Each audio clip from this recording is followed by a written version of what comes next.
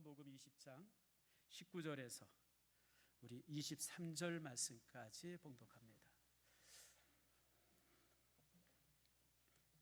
자, 요한복음 20장 19절에서 23절 교독합니다. 이날 곧 안식구 첫날 저녁 때에 제자들이 유대인들을 두려워하여 모인 곳의 문들을 닫았더니 예수께서 오사 가운데 서서 이르시되 너희에게 평강이 있을지어다.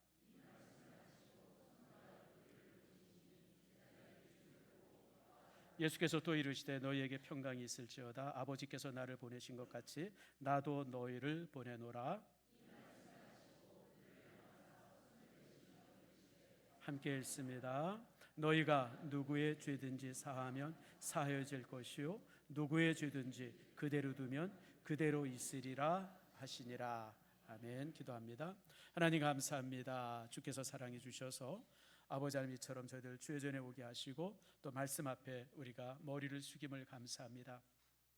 오늘 부활절 놀라운 말씀 우리에게 전해지게 하시고 부활절의 말씀을 통해서 우리가 또한 새로워지는 축복 주님 내리워 주시옵소서. 하루의 문을 열어주시고 가득 차고 놀라운 복이 우리의 삶을 새롭게 하는 축복 내리워 주시옵소서. 감사드리고 예수님의 이름으로 기도드립니다. 아멘.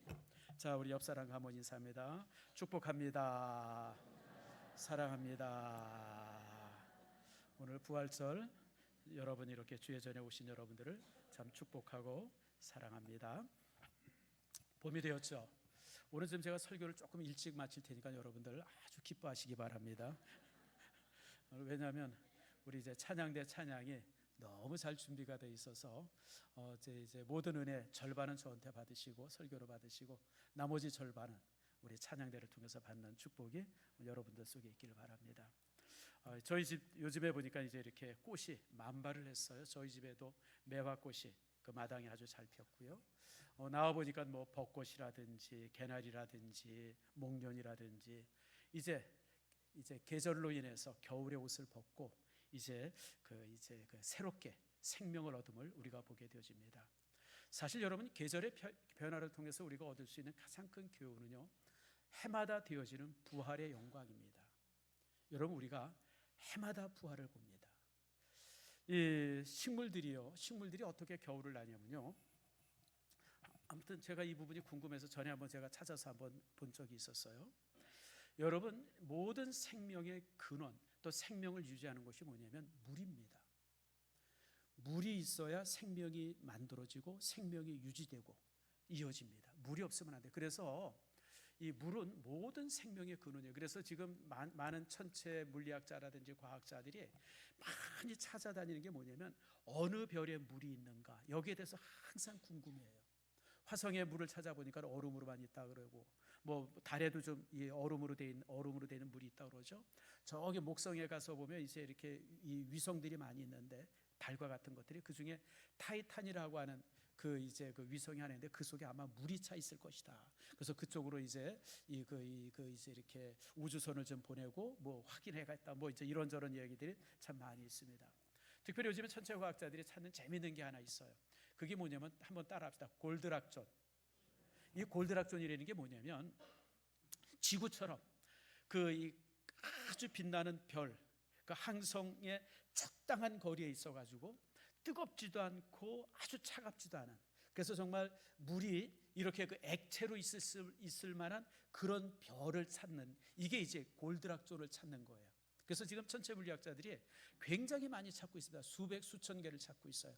거기에는 지구처럼 생명이 존재할 수 있다라고 이제 보기 때문에 그래요.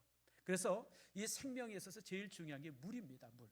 물이 이런 원소들을 녹이고 원소들을 이렇게 이동시키기도 하고 원소들을 흡수하기도 하고 이런 모든 역할들을 물이 하기 때문에 그래요. 근데 물은 이처럼 생명의 근원이 되면서 동시에 생명의 암살자가 되기도 합니다. 이게 무서운 거예요. 왜냐하면 이 물은 액체로 있을 때는 말할 수 없이 고마운 존재인데 이게 고체가 딱 되어지고 얼어버리면 물은 분자 하나하나가 다 송곳이 됩니다. 놀랍죠?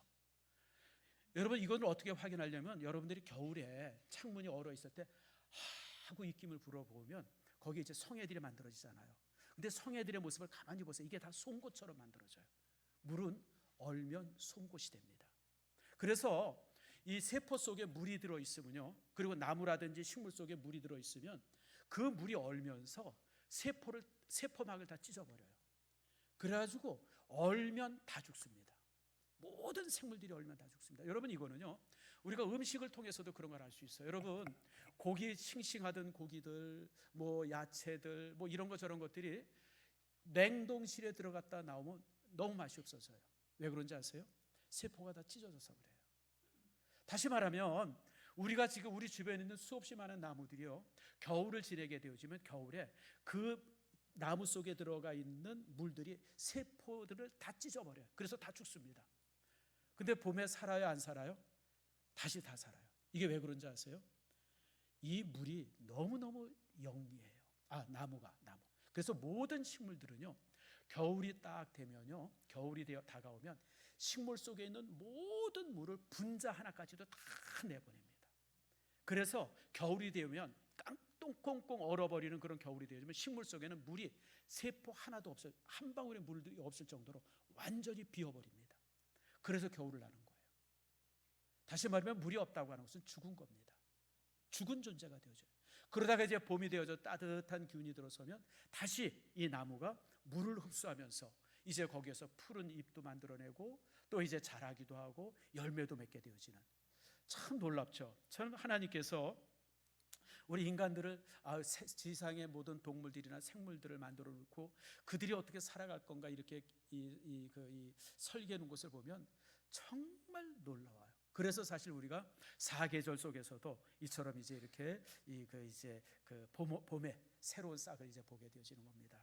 여러분, 참 이제 그래서 이 계절의 봄에 이렇게 새로운 싹이 나고 꽃이 피고 이런 것을 보게 되어지면 참 우리가 이제 뭘 볼 수 있어요? 부활을 확인할 수 있습니다. 사실 여러분, 우리 봄에 너무 당연하게 피는 꽃이라든지 너무 당연하게 이렇게 솟아나는 싹이라든지 그 다음에 이제 이 씨앗 이런 것들은요, 그 속에 어마어마한 하나님의 지혜가 담겨져 있음을 기억하세요.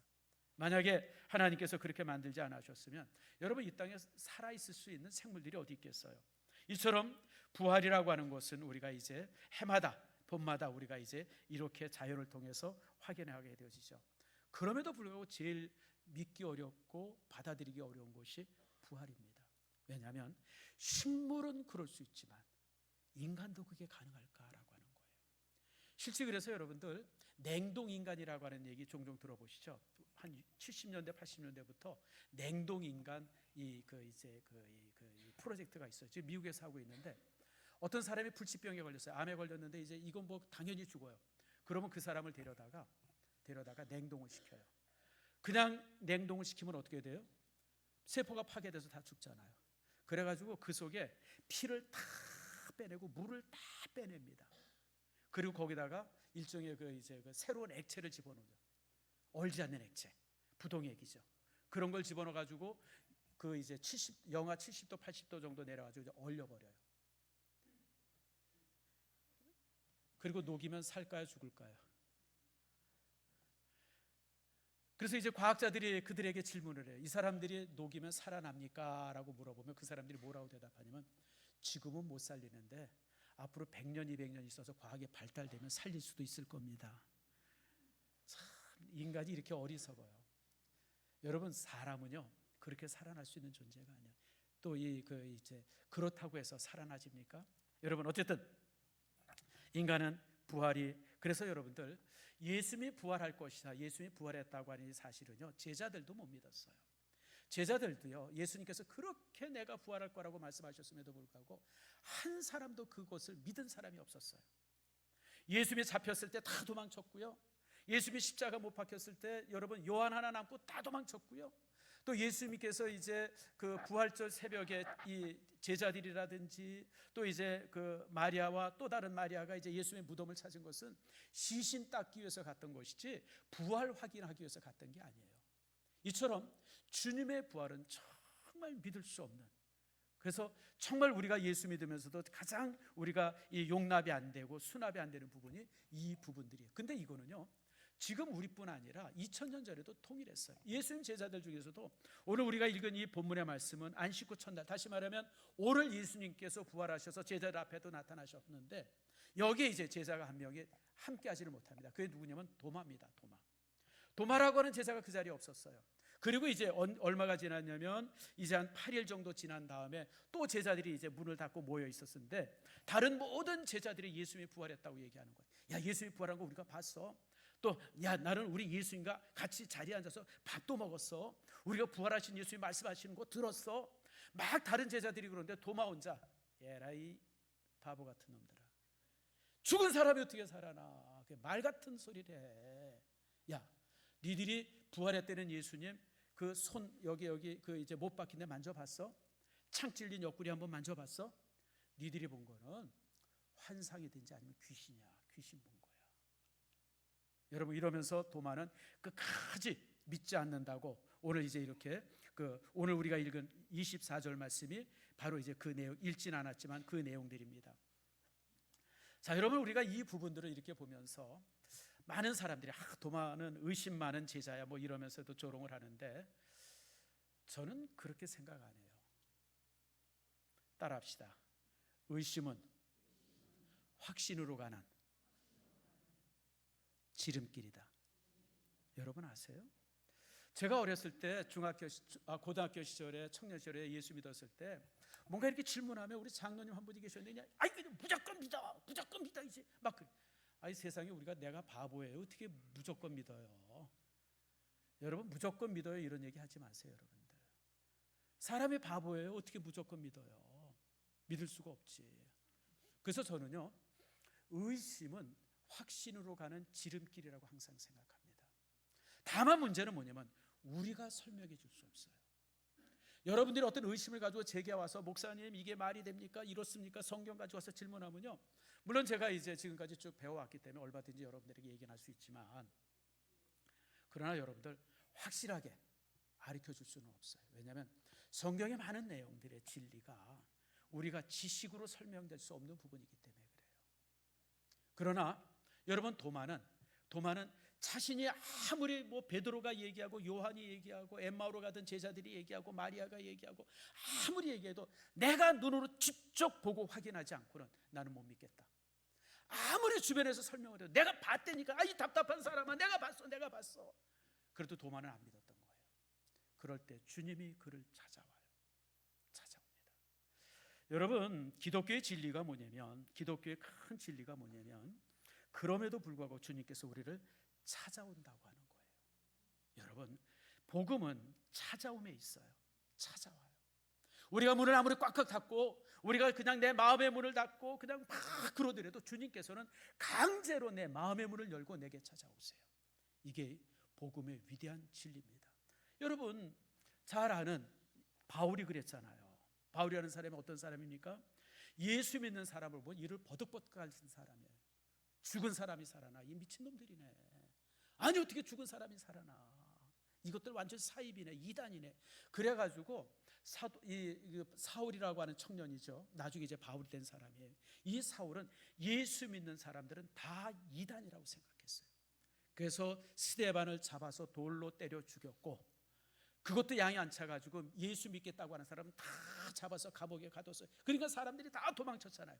도망친 사람을 잡으려고 주님께서 어떻게 합니까? 쫓아가잖아요. 그 다메섹으로 이제 잡으러 이제 군사를 데리고 가잖아요. 그 살기 등등에서 가던 그 바로 사울에게 누가 나타나요? 예수님이 나타나잖아요. 예수님은요, 따라합시다. 예수님은 찾아오시는 분이에요. 우리가 회개하기 때문에 내가 이제 예수 믿겠습니다, 내가 이제 회개합니다, 그래서 우리가 예수 믿어지는 것이 아니라 여러분, 주님께서 우리를 찾아오셔서 우리의 마음의 문을 열어주시고 우리를 확신하게 하시는 분입니다. 그러므로 여러분들, 믿음이 무엇이냐, 복음이 무엇이냐, 기독교의 핵심이 무엇이냐, 인간이 아무리 마음의 문을 닫고 있어도 주님이 어떻게 해요? 찾아오셔서 마음의 문을 열어주신다고 하는 겁니다. 여러분, 우리가 참 닫혀있는 부분들이 참 많죠. 마음도 닫을 때가 많아요. 사람들과의 관계도 단절될 때가 많고요. 또 우리 인생에 있어서 많은 부분들이 닫혀있을 때가 있습니다. 그럴 때 여러분들, 우리가 답답하고 불안하고 힘들죠. 그러나 그때마다 주께서 찾아오셔서 여러분을 열어주심을 기대하시길 바랍니다. 근데 그냥 열어주시는 것이 아니라 그냥 열어주신 주님께서 우리에게 세 가지의 놀라운 복을 주세요. 오늘 본문에 그걸 말합니다. 자, 본문 봅시다. 예수님께서 이제 제자들을 찾아오셔서 그리고 그들 가운데 서서 그들에게 말합니다. 따라합시다. 너희에게 평강이 있을지어다. 여러분, 부활절 주님의 부활을 통해서 우리에게 주시는 가장 큰 진리가 무엇이냐? 평안을 주시는 거예요. 우리 교회 표어가 샬롬 아닙니까? 샬롬. 따라합시다. 샬롬. 샬롬. 옆 사람을 향해서 샬롬. 여러분, 이 샬롬이라고 하는 것은, 이 평안이라고 하는 것은 내가 돈을 많이 받고 지위가 높아지고 내가 무슨 권세를 가지고 있고 내가 뭐 이런저런 방패들을 이렇게 다 싸서 말입니다, 누구 하나 나를 감히 건드릴 수 없는 그런 존재가 되기 때문에 내가 평안한 게 아니에요. 진정한 평안은 부활하신 주님께서 나와 함께 하실 때 주어집니다. 여러분에게 이 복이 임하기를 축복합니다. 그러면서 주님께서 어떻게 하세요? 20절 말씀 우리 같이 한번 읽겠습니다. 20절 시작. 이 말씀을 하시고 손과 옆구리를 보이시니 제자들이 주를 보고 기뻐하더라. 그러면서 주님께서 평안이 있으라 샬롬 하면서 일로 와봐라, 내 손을 보아라, 옆구리를 보아라. 다시 말하면 그리스도의 죽음과 부활이 우리를 평안케 하시는 겁니다. 여러분, 예수님이 부활하셨고요, 죽음을 깨고 부활하셨어요. 가장 무서운 저주가 죽음인데 그걸 깨고 주님이 부활하셨어요. 그리고 그 부활하신 주님이 우리와 함께 하시고, 그리고 주님의 부활이 나의 부활의 여러분 증거가 되어져요. 여러분, 이 상황 앞에서 우리가 뭐가 두려워요? 두려워할 게 뭐가 있어요?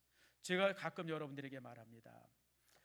우리는 종종보다 목사님 큰일 났습니다, 그런 사람들이 있어요. 여러분, 큰일은 두 가지만 큰일이 있어요. 항상 기억하세요. 목사님 큰일 났어요. 두 가지밖에는 큰일이 없어요. 첫 번째 뭐냐면 감옥 가면 큰일이에요. 내가 뭔가 잘못해가지고 감옥 가면 그건 큰일입니다. 왜냐하면 지금까지 내가 쌓았던 모든 것이 다 무너지기 때문에 감옥 가는 건 큰일이에요. 또 하나 큰일이 있어요. 죽게 되면 큰일이에요. 내가 누가 앞에 서요? 하나님 앞에 서잖아요. 두 가지 외에는 내가 살아보니까 큰일 없어요. 여러분, 아무리 힘들어도요 버티면 길이 있고요, 아무리 어려워도 하나님께서 항상 내게 길을 주세요. 한쪽 문이 닫히면 어떻다고요? 다른 쪽 문이 열리게 돼 있어요. 여러분, 인생은요 이게 마지막 같다고 생각하는데 내가 살아보니까 인생은 마지막이 없어요. 항상 하나님께서 내게 피할 길을 주세요. 그러면 여러분들, 주님이 부활했다고 하는 이 사실 앞에 우리는 진정한 평안을 가질 수 있어요. 그런데 그 주님께서 또 우리에게 또 말씀하십니다. 21절 말씀 보세요. 예수께서 또 이르시되 너에게 평강이 있을지어다 라고 또 계속해서 말씀하시면서 아버지께서 나를 보내신 것 같이 나도 너희를 어떻게 보내노라. 너희들이 지금 꼼짝 못하고 이렇게 숨어 있는데 이제 내가 너희를 보낸다. 다시 시작하게 하겠다는 거예요. 인생이 끝났다고 생각하는 사람이 종종 있어요. 내 사업이 끝났다고 생각하는 사람이 있어요. 다시는 내가 재기할 방법이 없다고 생각하는 사람이 있어요. 아니에요. 여러분들, 부활하신 주님께서 우리에게 평안을 주실 뿐 아니라 우리로 하여금 다시 시작하라고 명령해요. 내가 너를 보낸다. 뭐예요?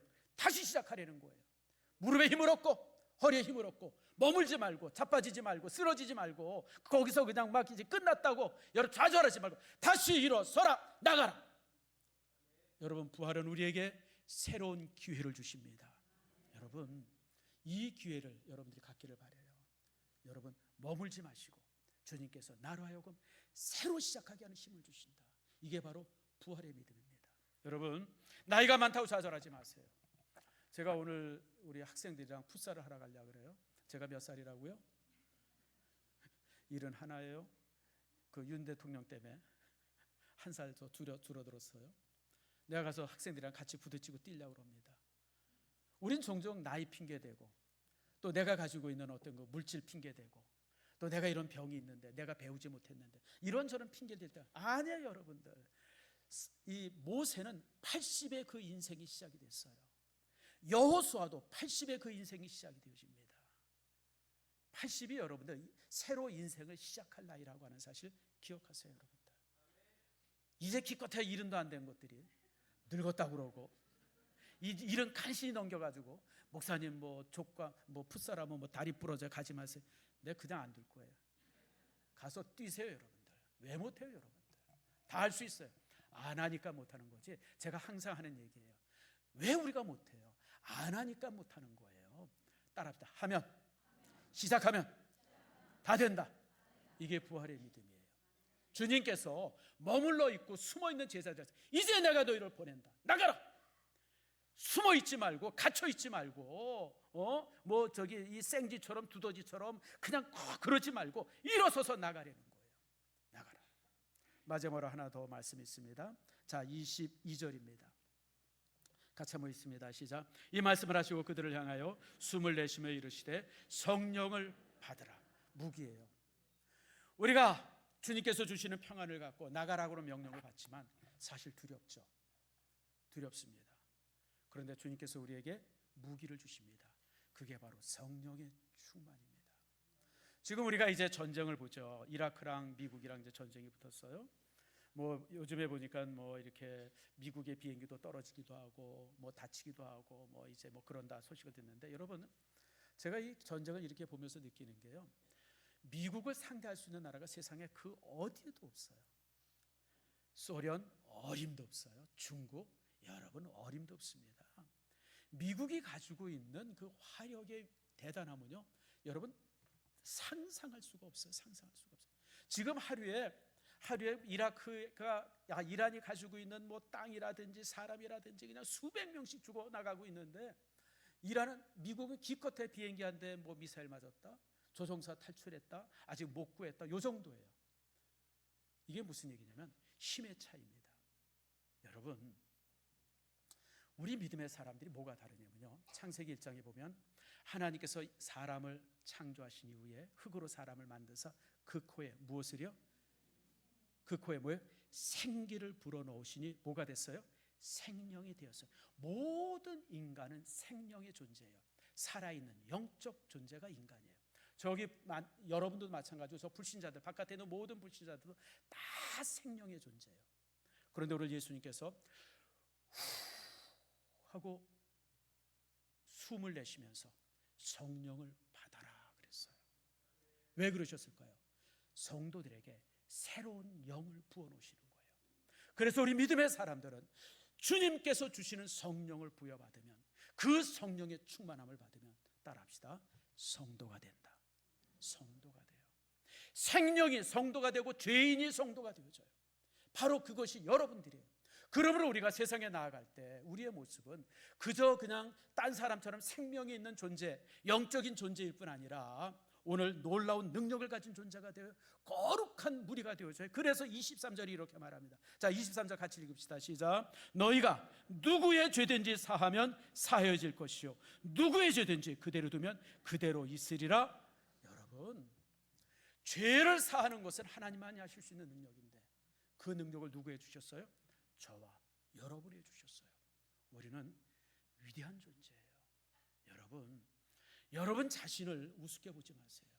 내가 나이가 많은데, 내가 배운 것이 없는데, 가진 것도 없는데, 아니에요. 여러분들, 여러분은 다른 사람의 죄를 사할 수도 있고 놔둘 수도 있는 이런 위대한 영적 존재임을 기억하세요. 그러므로 오늘 부활절을 맞이해서 여러분들이 주께서 주시는 이 놀라운 사실, 주님께서 여러분에게 찾아오시고 여러분에게 평안을 주시며 새롭게 시작하라고 하는 그런 능력을 주시고 또 여러분에게 권세도 함께 하셨다고 하는 사실 잊지 않는 여러분들 모두가 되어지기를 축복합니다.